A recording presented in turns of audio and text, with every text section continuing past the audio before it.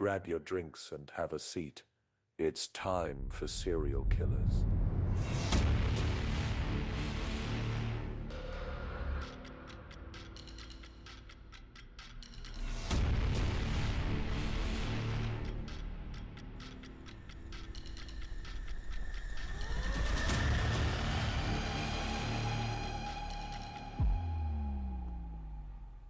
Hello. Hello. We're here. That we are. I'm T. And I'm Jay. And we are here to tell you about serial killers. And we have some new things in the works that I will tell you at the end of the episode. Just so you have to listen. No, I'm just kidding. I'll tell you. I am currently working on setting up a Patreon account for Fatal Blend. With that right now as it sits, you're just going to get to listen to the same episodes that you're listening to now. Yay. But there is stuff where you're working on. We are in the work, yes. For the future. We are in the process of working on future bonus episodes and things like that, which then we will have a membership program, which you see with a lot of podcasters.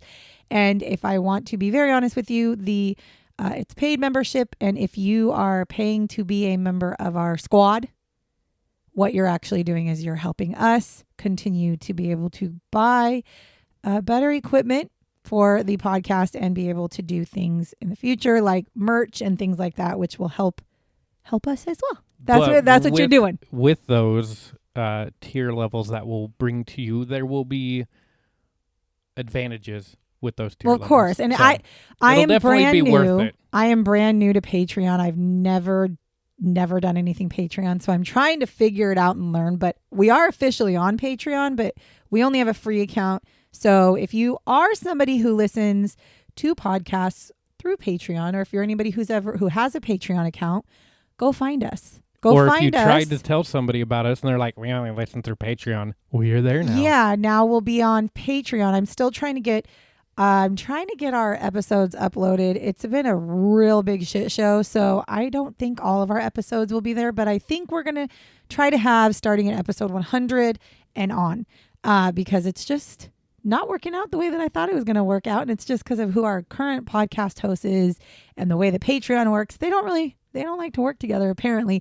So we are working on that, but I wanted to give that a heads up. So again, if you're somebody who is a Patreon member, find us. And then if you find us, you can follow us, and no paid memberships right now. It's literally just free. And you're going to be able to listen to our podcast through Patreon instead of other stuff. Yep. But there will be more things to come. And I will be most definitely talking about this more and more as we go. So that's the first thing on the agenda. The second thing on the agenda, since we are a true crime podcast, I only feel that it's right that we talk about this for 2 seconds. It's not really 2 seconds. I talked about it on Crime Bitches, but it happened so fast that I should have just waited. The Carmelo Anthony trial. If you don't know who Carmelo Anthony was, he was a 17-year-old kid who stabbed another kid, Austin Metcalf, at a track meet like a year ago, 2 years ago.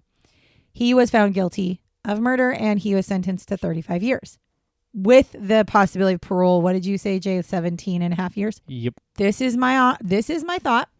And I feel like in these scenarios, this is the platform that I would use to say my personal thoughts on these subjects because it's a crime. I think the jury got it wrong. And I know you're probably all going, well, T, that doesn't make any sense because you're literally the one that's always like, they should be in jail. I agree. I think he should be in jail. I didn't say I don't think he should be in jail. I said I think they got the verdict wrong. They were given an option of murder, manslaughter, and not guilty. They chose murder and gave him 35 years. I personally think that he was guilty of manslaughter and he should have served 10 to 15.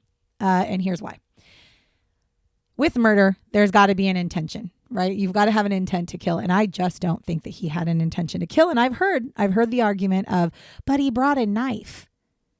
He brought a knife with him. Well, actually, he brought the knife in his backpack. Now, here's the thing about that. My son carries a knife everywhere.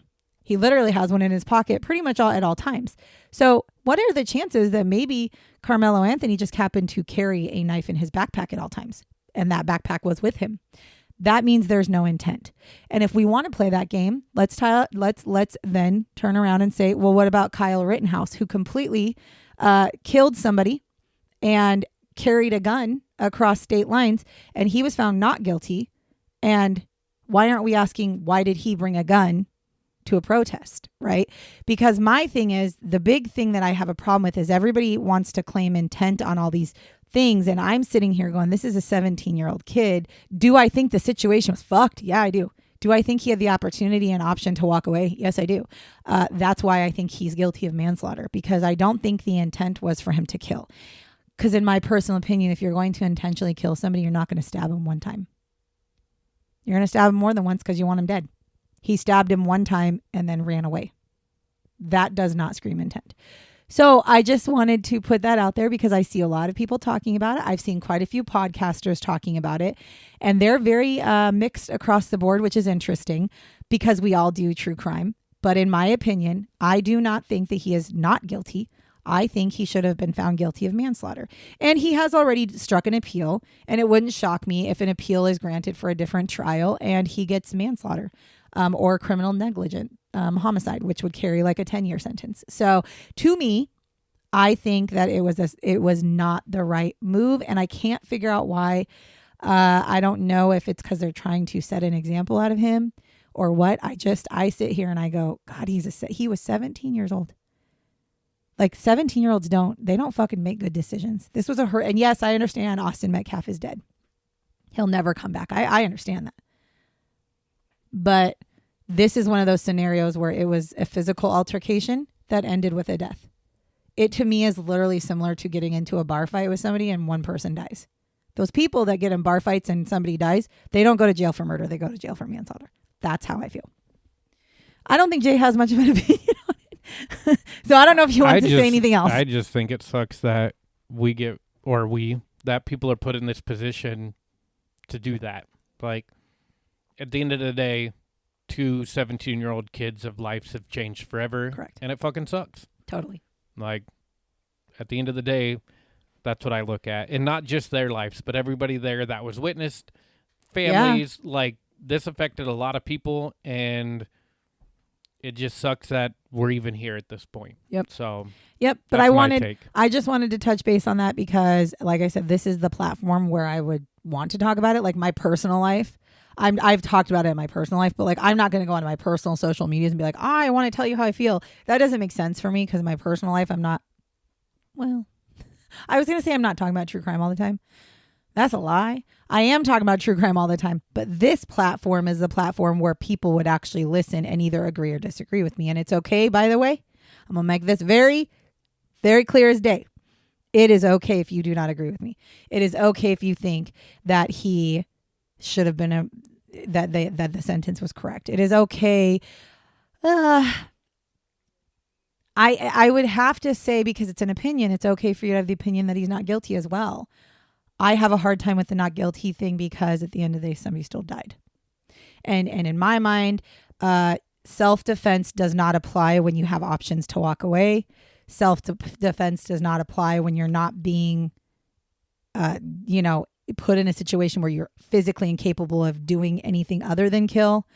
That none of those things applied. And without being there, I couldn't tell you without a definite doubt that he didn't have any options. He may have felt like he couldn't walk away. He's literally okay. And see, I will say this. Saying. No, I understand. However, I'm going to say one thing about that because I've heard some people make that argument. He was in a very open setting on bleachers. He was asked to leave and he said, "Make me."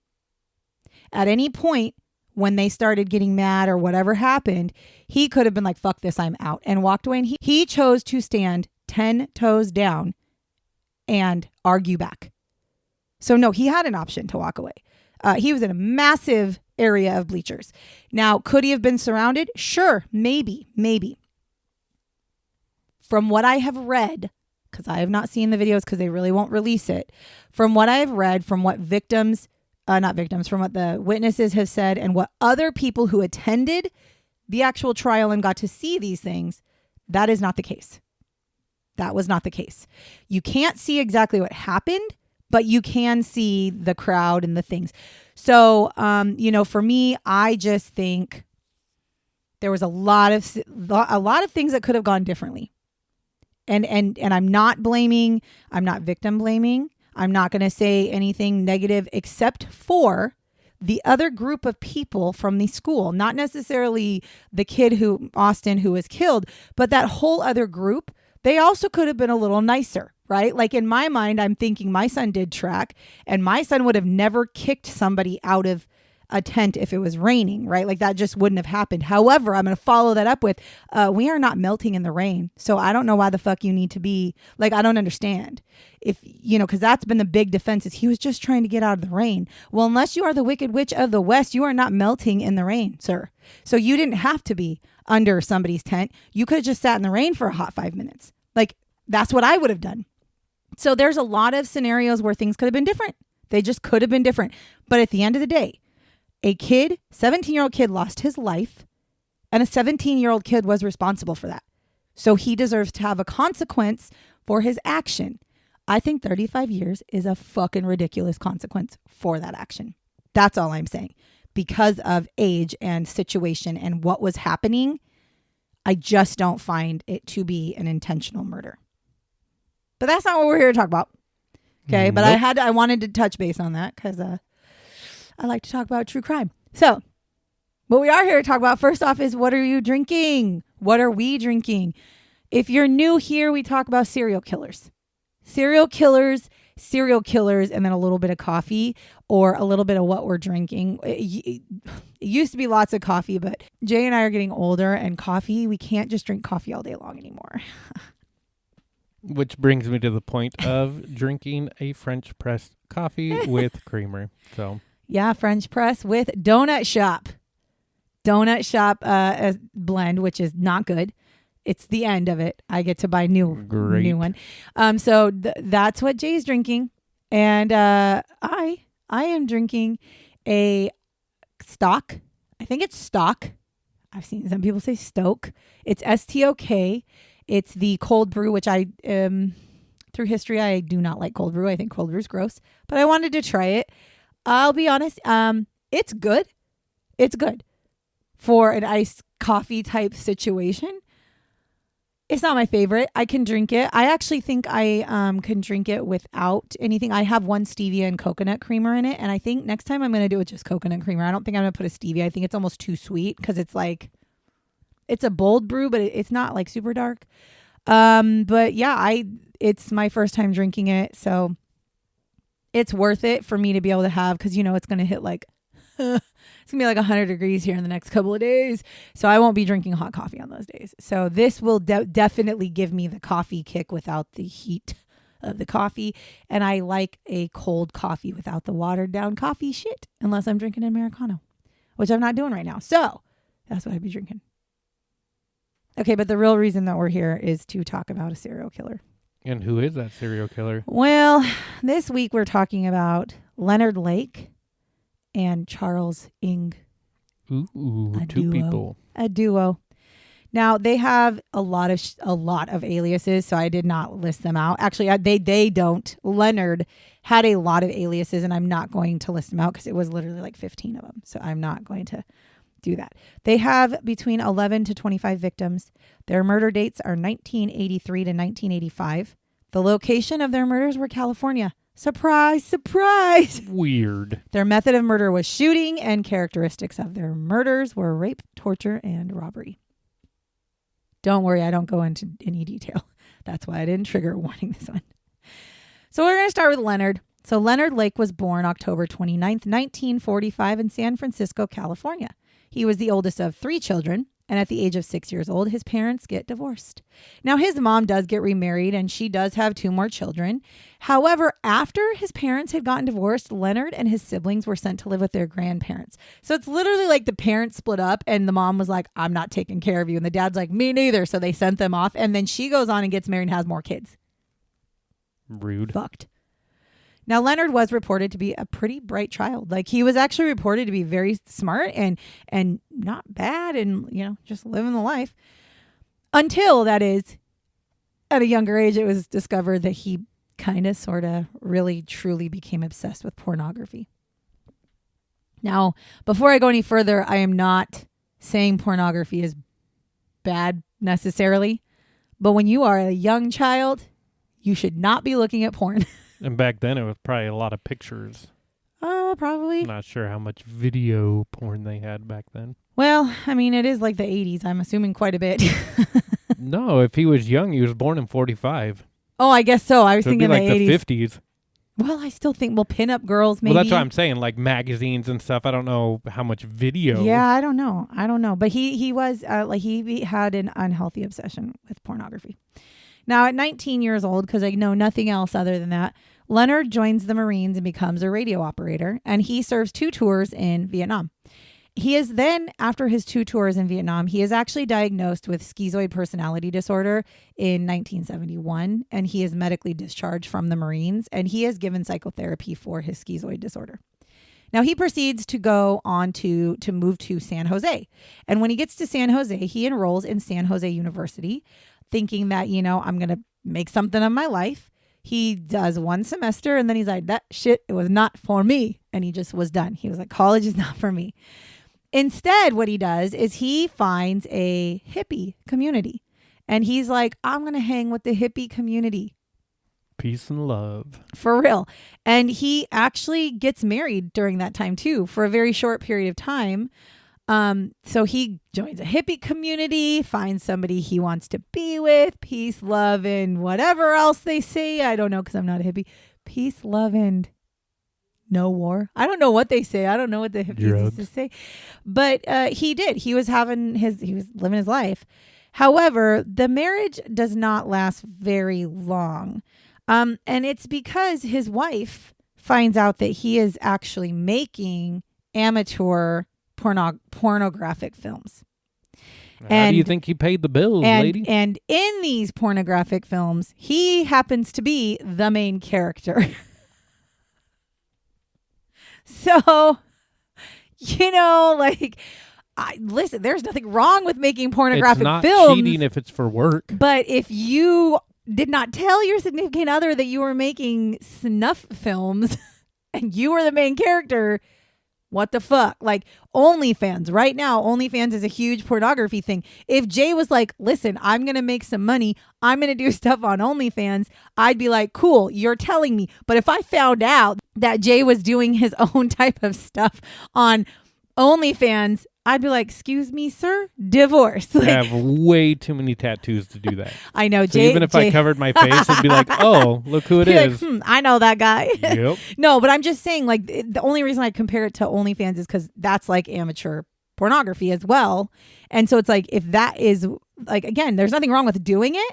But like, if you're in a relationship, make sure the other person knows you're doing that. So they get divorced because she's like, yeah, I'm not. You didn't, like, no. Especially because, again, back then, he could have been filming it, but no, he was the main character. Like that. Now, Leonard does actually get married a second time. So he must have been a looker. Like, women must have found him attractive. I mean, not so cute much. enough to do porn. Nobody has. Ron Jeremy was not cute, and he did when porn. He started. No, I've seen pictures of He Ron was Jeremy a as buff a dude young. in I've seen pictures of him like as a younger version, just like of his face. But I don't think he's an attractive person at all, ever in any capacity. But at that time, he was like the pinnacle of man. Like the way I'm glad I did not have. I'm glad I was not like an adult back then, because I would hate my life if that's what I was looking to attain. Somebody who looked like Ron Jeremy. Yeah, Ron Jeremy now? No. Didn't he die?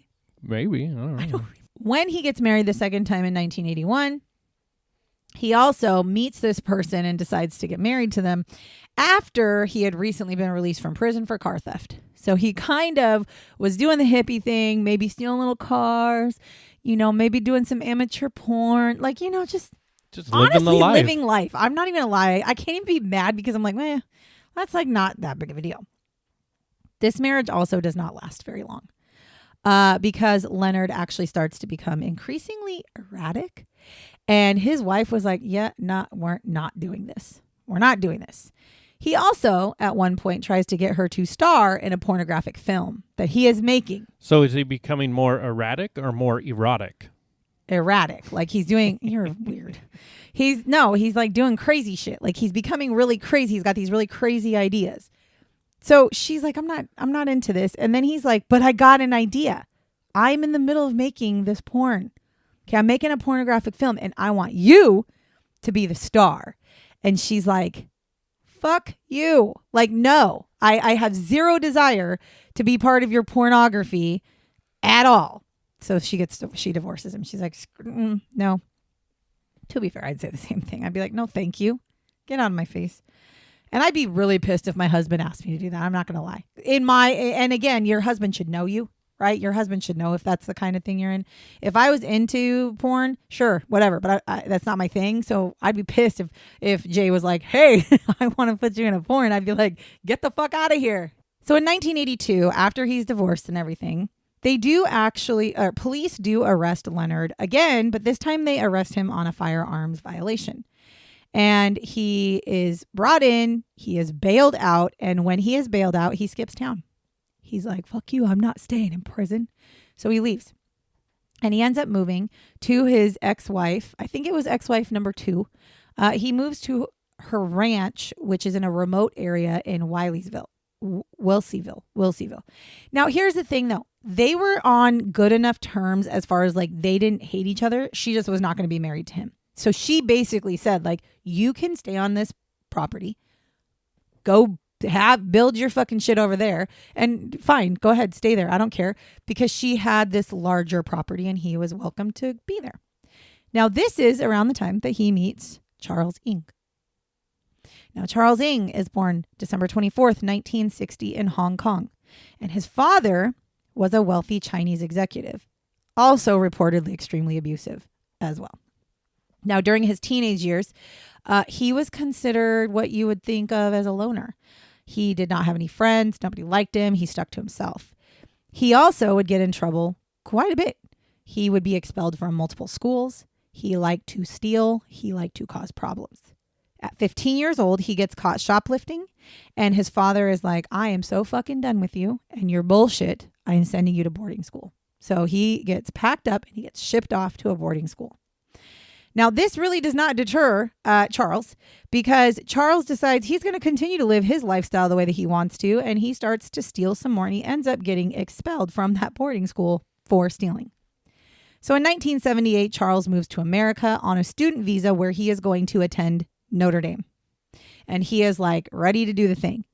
He too is like, I am going to do my life.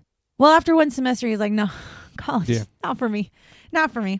So he does, after this, he does eventually enlist in the Marines as well. He had gotten into a hit and run car accident. His fault. He had gotten into this accident. It's his fault. Now, he was trying to get out of having major consequences for this, and so he enlists in the Marines. Now, here's the tricky thing. You can't be in the Marines if you weren't a U.S. citizen. Okay?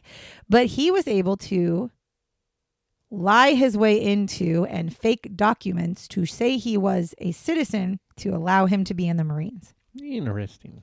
Now, in 1980, he is arrested for stealing automatic weapons while being stationed in Hawaii. So he's in Hawaii with his military stuff. He ends up stealing some automatic weapons. I believe the automatic weapons were from his base. Okay. And he gets arrested. However, he ends up fleeing. And I mean escaping. Escaping wherever he was being held, and fucking flees Hawaii. Which is crazy. Not an easy task because you're on an island. Correct. He ends up in California, and this is where he meets up with Leonard. And the two of them move in together in Leonard's home on the property of his ex-wife. Now, in April of 1982, both men were arrested at the home that they were sharing. Their home had been raided by the FBI. And what they found was a large stash of explosives and weapons. Now, Charles was sent back into the custody of the Marines because they're like, you, sir, are supposed to be in Hawaii right now, where you're supposed to be being brought up on charges for stealing weapons. So off you go. Now, so Charles goes back, and basically when Charles gets there, he takes a plea deal and he gets 18 months in prison, but I'm sorry, not prison. I don't know what this is. I should have looked up. He gets an 18-month sentence in the military stockade.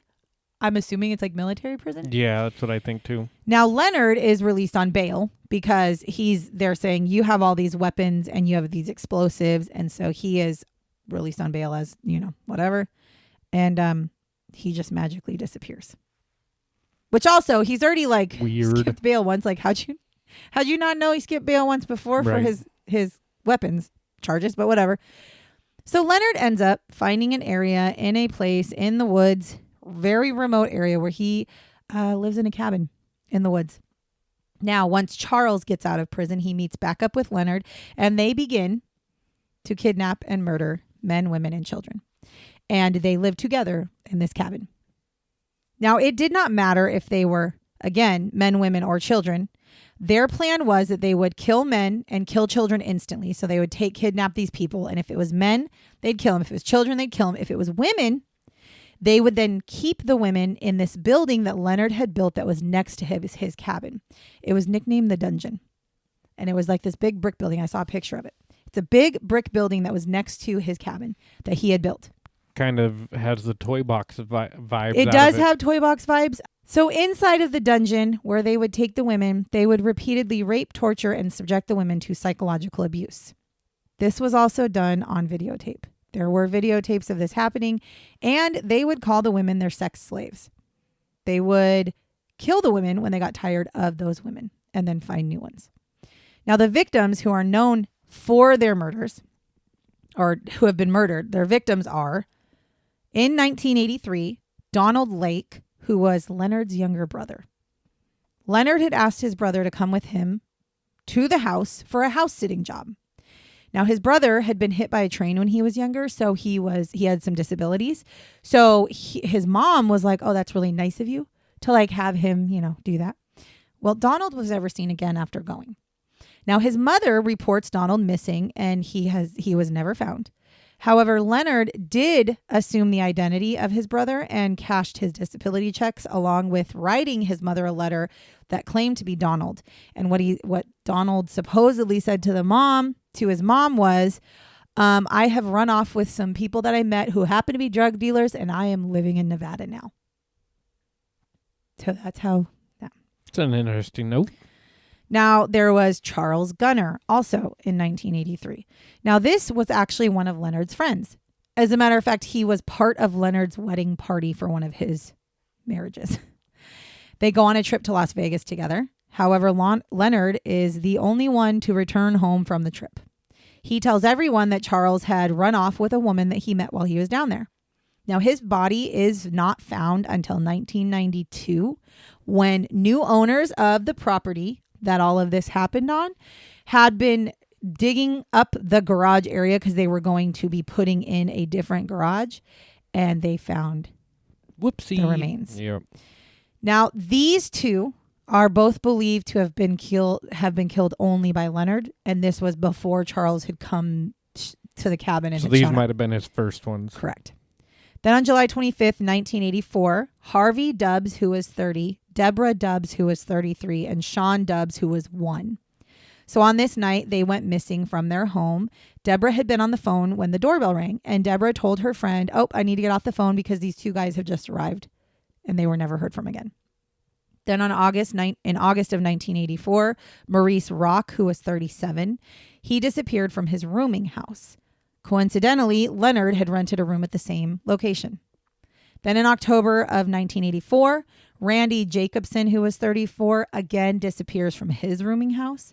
He had a connection with Leonard through a business deal. They had supposedly had some sort of a business deal going. Then November of 1984, Cheryl Okoro, she was 25. She disappears from the same rooming house as Maurice, which is the same one that Leonard had a room that he had rented at. Now, photographs, personal belongings, and an 11-page letter that she wrote were found on Leonard's property later on. In April of 1985, Kathleen Allen, who was 18, she also was killed. She's also a victim. Michael Carroll, who was 23.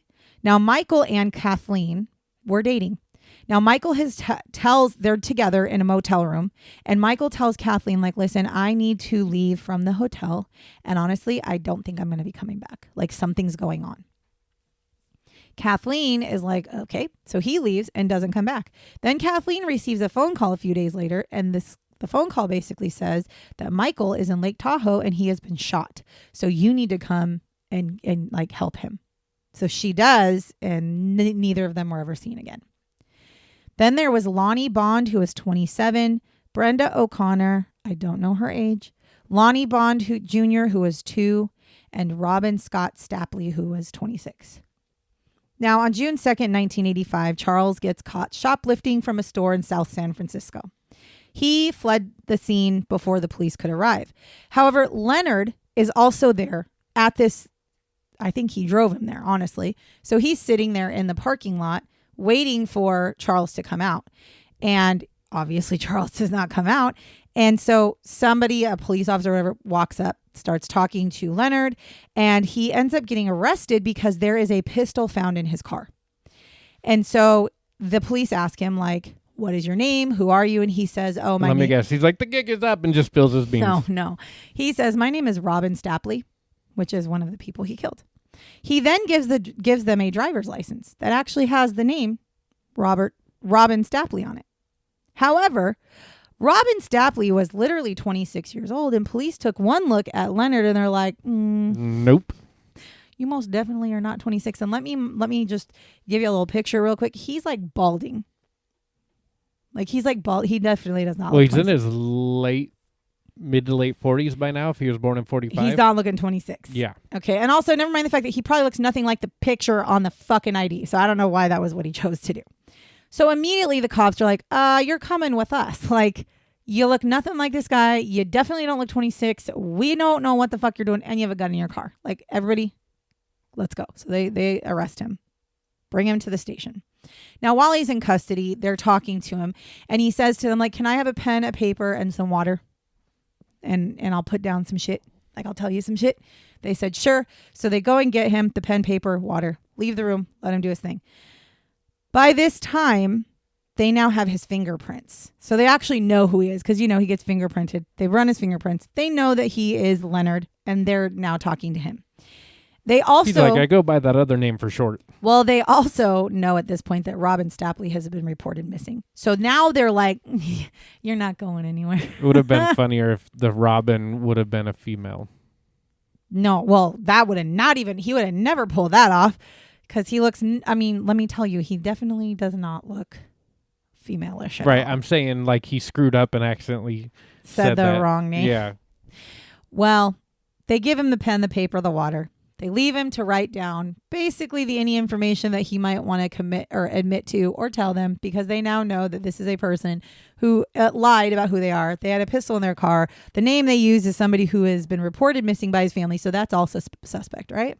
This detective goes back into the room after a few minutes. And as he walks in, he finds Leonard is convulsing on the floor. And he says, shit. So they grab him, they bring him to the hospital, and on the table, as they're bringing him, getting him out of the room, on the table is a suicide note written by Leonard. Now, he never regains consciousness, and he is pronounced dead June 6th, 1985, so 2 days later. It is discovered that he had sewn cyanide pills into his clothing, and he had taken those while he was in the interrogation room. That's some like spy shit. That's what I thought. Broke the capsule in my molar. Not what I fucking thought, but okay. So this triggers the police to start investigating him even more. Because also, like, why are he you killing was yourself? in the military. True. Like, absolutely. So they now know where he lives. So they're like, we're going to go search the cabin. So when they go to search his cabin, they find that Leonard has a collection of weapons and a bunch of other items that would point to the idea that he was like a survivalist. And they search more and they find a burial site next to the building that he had deemed the dungeon. They find about 40 pounds of crushed and burned bone fragments. that's a lot. This added up to about 11 bodies. Yeesh. Now, there was a map that was found that led investigators to a spot where 2 5-gallon buckets were also buried. Now these buckets when they open them up, they hold envelopes, and on each envelope is a name, and inside of each envelope is the IDs belonging to the person whose name it is, to the victims. It also has personal belongings of these victims. So this actually leads to an estimated 25 victims, because that's how many envelopes they found. Now, one of the buckets also had journals in them. And when they look at the journals, they realize these are journals that are written by Leonard. There's also 2 videotapes, and one of these tapes in particular shows the torture of Brenda O'Connor. There is another one that also shows the torture and assault of Deborah Dubbs. Charles had, at this point, fled to Canada. Okay, so all this stuff is going on. Leonard is dead. They're searching all this shit. They know that this is Charles. They know what's going on. Charles has now fled to Canada during this time. And he's living his life. Again, okay, so this was June of 1985, okay? He's living his life in Canada. July 6th, so literally the next month, he is arrested for shoplifting. Again, you would think at some point he'd stop doing that because he's not good at it. Yeah. And he was arrested also because he shot a security guard. So he not only shoplifted, but he shot a security guard. And so they arrest him, and he is charged and convicted of assault with a weapon, shoplifting, and possession of a concealed weapon in Canada. He was sentenced to 4.5 years in prison. I understand. I don't understand, but I understand. I know that I piss people off when I say that the Canadian justice system, I don't understand. I don't. If you can give me a valid reason why somebody would be charged with assault with a weapon, shoplifting, and possession of a concealed weapon, shooting somebody, and you only get 4.5 years, I would love to hear the explanation of why 4.5 years is a justified sentence for that. I'm just curious because that seems real small to me. So when he's finished with his sentence, so he serves his 4.5 years. Well, as he's finishing up with his sentence, they're like, you're not going home. You're staying right here in this prison. And he says, what? And they said, yeah, we have an extradition for you for California, for some murders in California. And he says, I don't know what you're talking about. And they're like, well, we can't let you go anywhere because we are literally waiting on whether or not you're going to be extradited. So he fights the extradition. However, his request is denied. But let me explain to you. So he serves, again, prison time 1985. 4 years, 1989. He does not get extradited until 1991. So he sits for 2 years sitting in jail waiting to see if he's going to be extradited. Making his sentence longer. Yeah. So Charles is then charged with 12. Charles in charge. He is charged with 12 counts of first-degree murder. During his trial, he has a total of 10 different attorneys that work for him.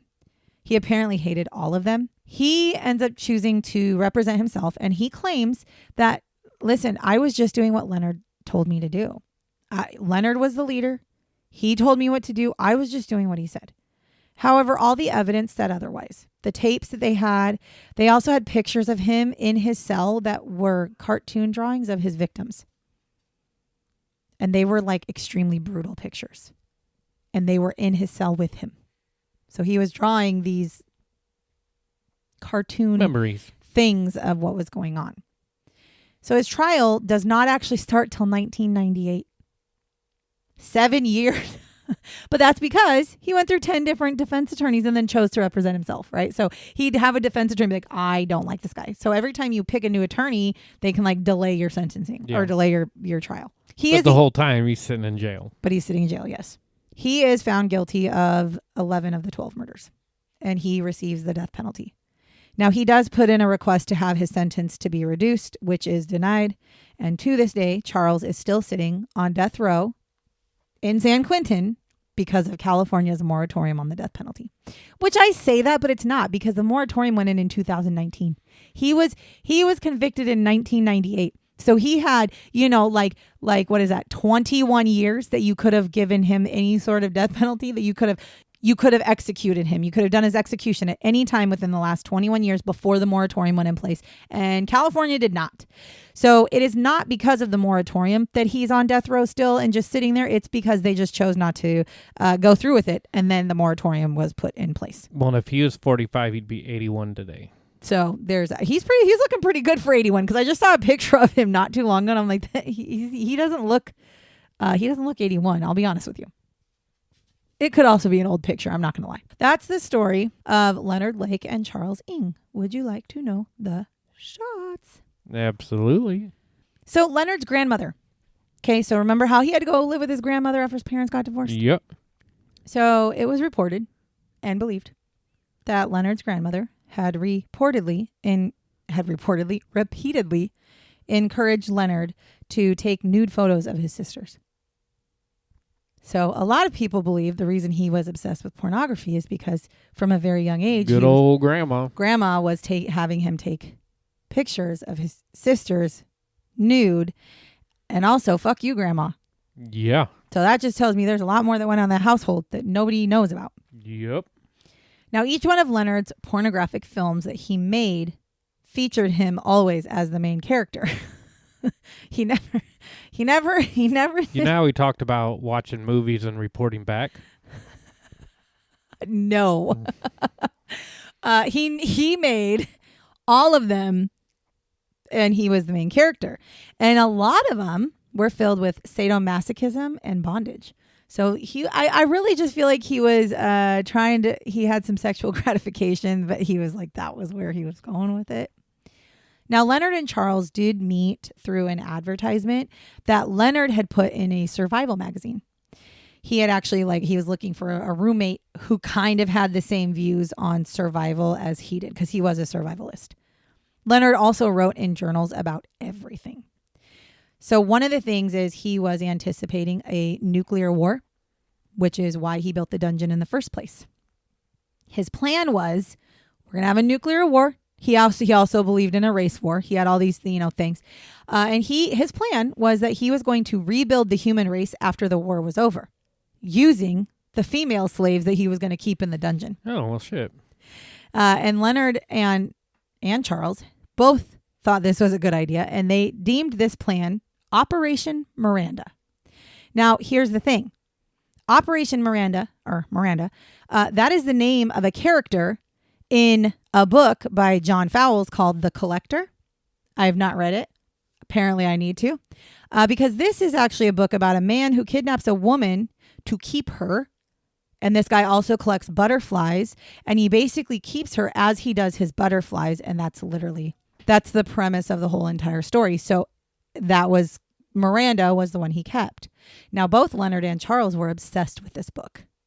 So that just gives you a little bit of a snippet as to where that was going. Yeah, and I want you to read that book.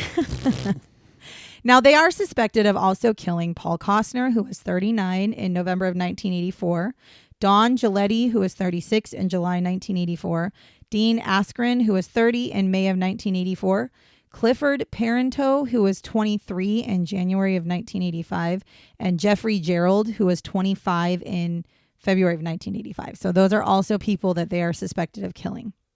Now, in 2025, they were able to identify another victim. They gave an identity to somebody, and his name was Reginald Frisbee. He was 29 when he was murdered. They gave the identity to him because his remains were found in 1985, but they could not identify his remains until 2025 through genetic genealogy. It is also estimated that Charles' trial cost the state of California $20 million. Shoo. And I know people are sitting there going, but why? The reason it costs so much is because the state of California pays for the prosecuting attorneys. They pay. So every single time somebody who sits on death row, this is why death row is more expensive than life in prison. If anybody wants to know. If you're on death row, you can appeal however many times. Every time you appeal, the state that you are sitting on death row in has to pay for the prosecuting attorneys, the district attorneys, the judges, whoever it is that you're going to see has to pay them to sit through your appeals process every single time. So for Charles, because his trial took how long? What did we say? 9 years or something like that? Or 7 years. Sorry. His trial took 7 years and $20 million because of how many prosecuting or how many times they would have to, recess, take a break, come back, and it was dragged out for so long. Also, Leonard's journals did show that Charles was hesitant to join Leonard in the beginning of the murders. Like, he actually says he doesn't know if he wants to do this with me. That's what Charles said, or that's what Leonard says about Charles. Yeah. Now, another person that was found, another victim that was identified, that was not identified until 2025, but I told you her identity earlier on, just because her name, she was part of like the group, was Deborah Dubbs. So Deborah Dubbs was not actually identified until 2025. And they did the same thing through genealogy. They were able to identify who she was because, again, her bones were there, but we didn't have the technology in 91 to be able to identify. I don't know how they identified everybody else. I don't know if it was through It might have been in those envelopes. Yeah, and you would think she would have been in the envelope too, but so I think that they all knew that these were the people that were killed. But I think as the years had gone on, they were able to identify either by markings or maybe personal items, or I don't know, but they were able to identify. And then there were some bones left over that they could not identify, and they have continued to they reopened this case to continue to see if they can identify some of the other bones. So they were able to do that. Final couple of shots. So I'm just going to give you a couple quotes just so you guys can feel how amazing these two individuals were. So in one of the videos, Leonard was talking to one of his victims. The victim was saying, I'll do anything that you want. Please save my baby. Don't hurt my child. To which Leonard's response was, you're going to do anything we want anyway. Sounds very evil. Yes. Leonard also had said, God meant women for cooking, cleaning house, and sex. And when they are not in use, they should be locked up. I don't remember God saying that second part. Not even the first part at that. I was going to say, I don't think God ever said any of that at all. Definitely not the second part. So that just tells you everything you need to know about Leonard. And then Charles. Charles said, what did he continue to say? He continued to say, I was just doing what Leonard said to do. I didn't have anything to do with it. I was just going along with his plan. This is why this is one of the pieces of evidence that got him convicted. There is a video, because remember, they videoed the torture of the girls. There is a video of him telling one of the victims, and I quote, you can go ahead and cry and stuff like the rest of them, but it won't do you no good. We're pretty cold-hearted, so to speak. Charles, no, sir. No, sir, you weren't just going along. Yeah. Those are the kind of things that, they were, to be fair, you hear what they're saying. They absolutely were cold-hearted as fuck. Cold-hearted as ice. He's just cold as ice. Cold-hearted. Paula Abdul. Yeah, so that just gives you a little bit of a sneak peek into what kind of people Charles and Leonard were, considering they both, again, they had a lot of things in common. They both dropped out of college after one term. They both were arrested for multiple things. They both liked to torture, kill, and rape women and men and children. So, match made in heaven, I guess. Just some real good old pieces of shit. Yes. I will say the one thing that shocked me the most, though, was the fact that Leonard just popped a couple cyanide pills and said, sayonara, bitches. Yeah. That is like you said, that's like some spy shit. That's like some movie shit. That you don't expect that to happen, right? Yeah, he said, not today. He said, you're not catching me, motherfucker. Oh, there we go. If you like the things that you hear, and if you like listening to myself and Jay chit chat about serial killers, coffee, and true crime in general, make sure you're following us. And again, follow if you are a Patreon listener. Go find us on Patreon. I'm not going to lie. I have zero idea how you're even supposed to find me on Patreon. I'm assuming you just look up Fatal Blend because it asked me what I wanted the page to be. And it's patreon.com, I think, /Fatal Blend. So go ahead and do that if you're a Patreon follower, and just give us a little follow. Like I said, right now it's all free. It's all free. It's just going to be these episodes. But if you are somebody who tends to listen on Patreon for a lot of your podcasts, now you can listen to us too. And don't feel like you have to pay when the Never. tiers. We will still Never. have the free options Always. for everybody. Always. Just people who want to give back and help us provide more. We're going to have Thanks. some, yeah, we're just, it's one of those things that I love doing this. And I can't, like I said, we can't stop now because we have a lot of people who listen to us and downloads. But I do, Jay and I, because we're in the process of moving and we're stuck in a room right now that's not really our podcasting room. When I think about our podcasting room, the one thing that I miss right now is our boom arms or whatever they're called. Yeah. I miss those, but I also don't miss them because they're kind of falling apart. Yeah. No, we need new ones for so it's sure. like, these are the things that I'm like, oh, I mean, I'll buy them. Now, I'm not saying that, but I'm just saying like, oh, and so I started looking into things and it was like, well, a lot of people do Patreon and then you can have supporters. And if your supporters like you, like that's how you can help us to be a better sounding podcast, I guess. And again, never in a million years would I ever do anything that would make it to where you can't listen to us. We will always be free. And I would love it. I can't promise this, but I would love it if we could always stay ad free. I really hate the ads in podcasts. If you notice, we do not have ads and there's a reason for it. And that's that's my goal. Never we're to not have to have doing ads. this. I fucking hate the ad We're thing. definitely not doing this to make money. No. We're doing this because I like it. And he I have to. has an unhealthy obsession. I have not an unhealthy. I have. An unhealthy obsession. I'm not. I am a very curious human being about why bad people About specific things. do bad things. And I am a weirdo. If I don't have this podcast, then I'm just weird as fuck because I'm going to be researching whether I'm doing a podcast or not. You just give me an outlet and I appreciate it. So again, if you are somebody who has an Instagram, Facebook, TikTok, we are on all of those platforms under Fatal Blend. We are now also under Patreon as Fatal Blend. Follow us if you're on any of those platforms. I love it because I also want to have open conversations and dialogue about the shit that we be talking about. And now if you don't agree, or if you think I need to talk about something else, or if you have something that you're curious about, hit us up. Apologies if you hear my dog, she's whining because we got a crazy household up in here.